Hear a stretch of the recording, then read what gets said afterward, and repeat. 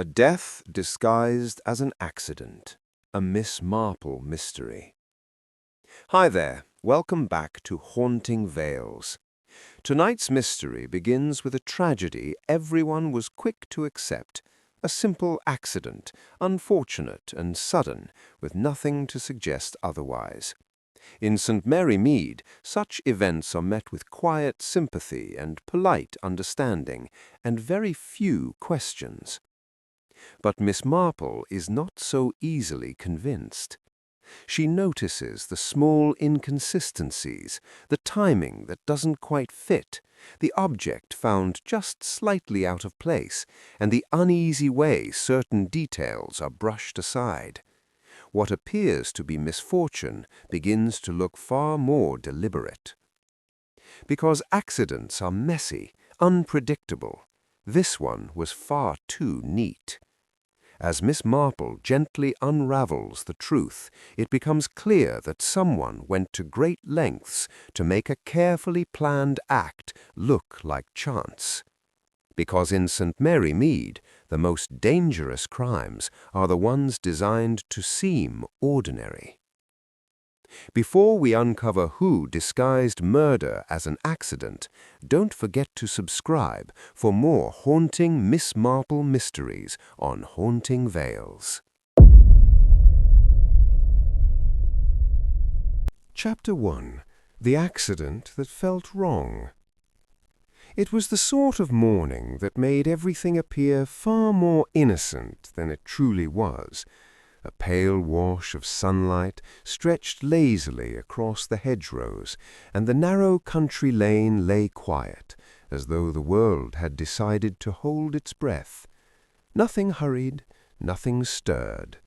The village, tucked away in its usual comfort, seemed untouched by trouble. And yet, trouble had already come and gone. The car had left the road at the bend, rolling just far enough down the embankment to suggest misjudgment rather than chaos. Its bonnet was dented, the windscreen cracked in a quiet, almost apologetic way. Not a violent crash, no, nothing so dramatic. Just the sort of accident people accepted with a sigh and a shake of the head. "Terrible thing," someone murmured. "Lost control, I expect." Mr. Harold Finch, a man who never hurried, never drank to excess, never took unnecessary risks. A creature of habit, some would say. He drove that road every morning, at nearly the same time, with the same careful pace. The kind of man who noticed loose gravel and slowed before anyone else would even think to. And now he was dead. Miss Marple stood slightly apart from the others, her presence as gentle and unremarkable as ever. She didn't push forward, she didn't ask questions, not yet. Instead, she watched, always watching.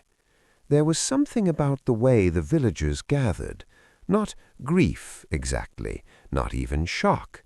It was discomfort, the sort that slips into a room quietly and refuses to leave. Mrs. Dalloway clutched her coat tighter than necessary, her gaze fixed anywhere but the wreck. The local constable spoke in firm, confident tones, though his eyes lingered a little too long on the car. And then there was Peter Finch. No relation, though he was quick to say so. Too quick, perhaps. "Nasty bend," he said, stepping forward with an eagerness that felt misplaced. "I've said it for years. One wrong move and, well, there you have it."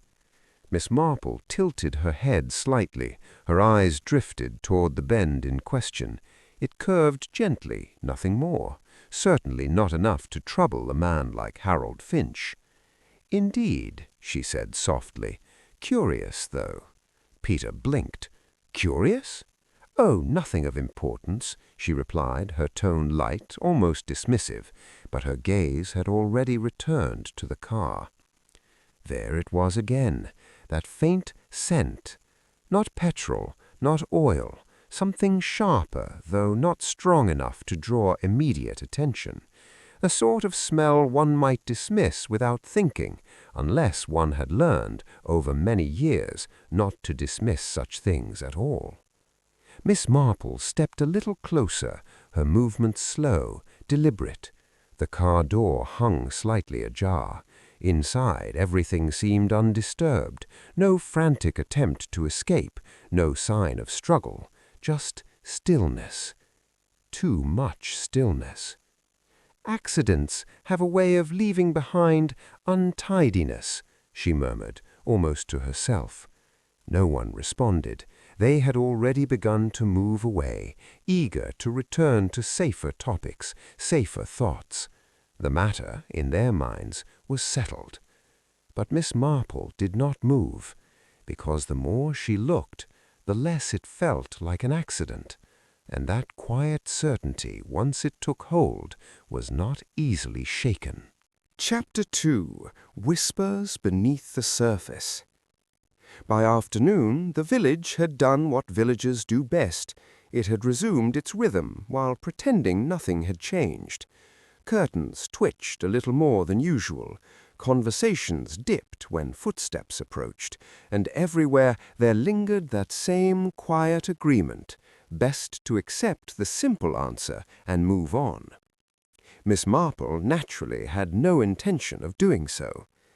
She took her tea in the small sitting room overlooking the lane, where voices carried just enough to be useful. She didn't ask direct questions. She never needed to. A well-placed pause, a gentle remark, and people filled the silence themselves. "Such a shame about Mr. Finch," she said lightly. Mrs. Dalloway nodded, though her hands trembled slightly as she adjusted her cup. "Yes, quite dreadful. He was a careful man, wasn't he?" "Oh, very. Always the same routine, never a moment's recklessness." Miss Marple let that settle. Then, almost idly, "And yet accidents do happen." "Yes," Mrs. Dalloway said, though her voice lacked conviction. "Of course they do." A pause followed, a small one, but it stretched. "There had been," she added at last, her voice dropping, "talk.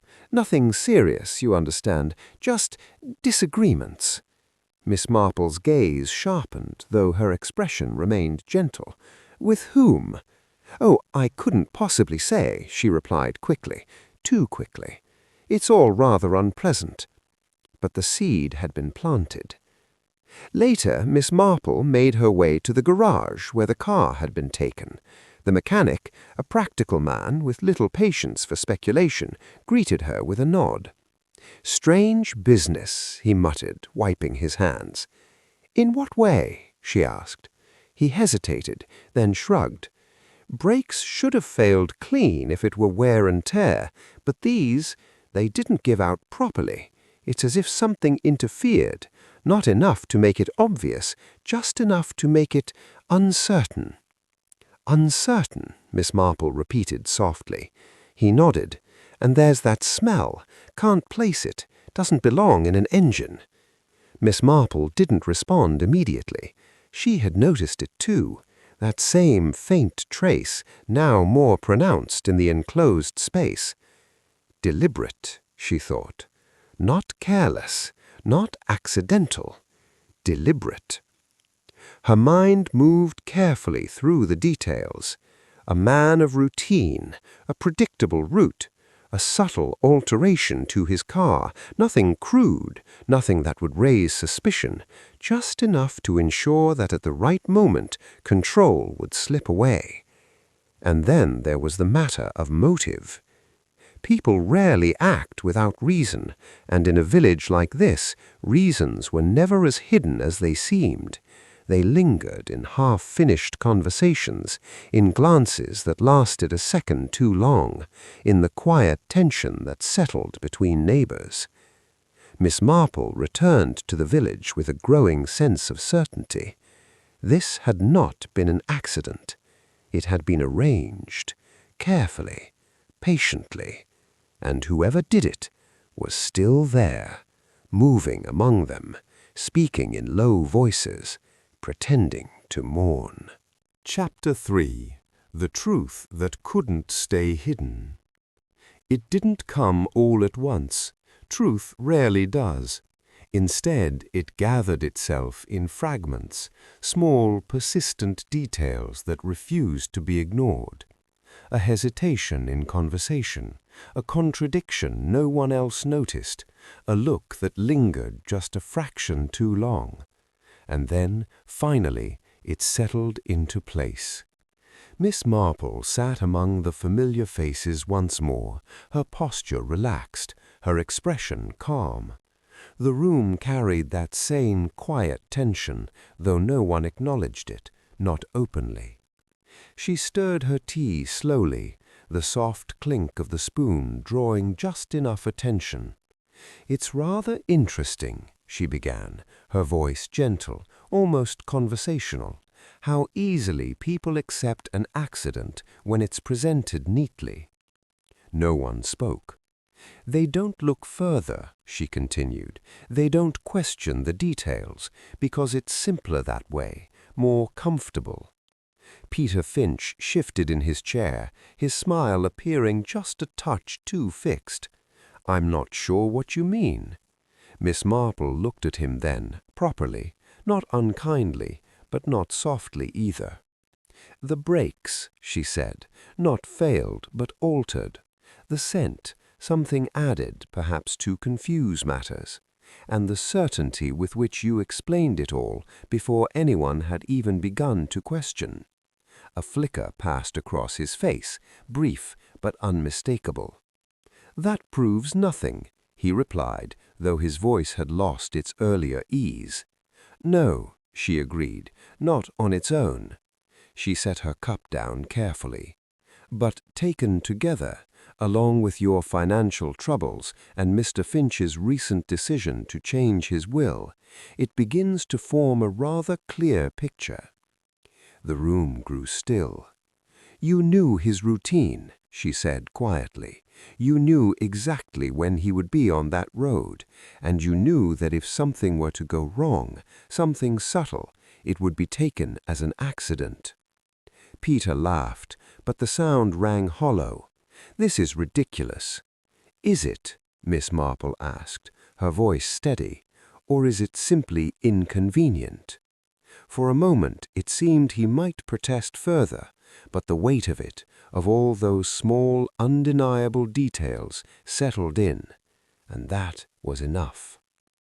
The truth, once spoken, has a way of revealing itself without further effort.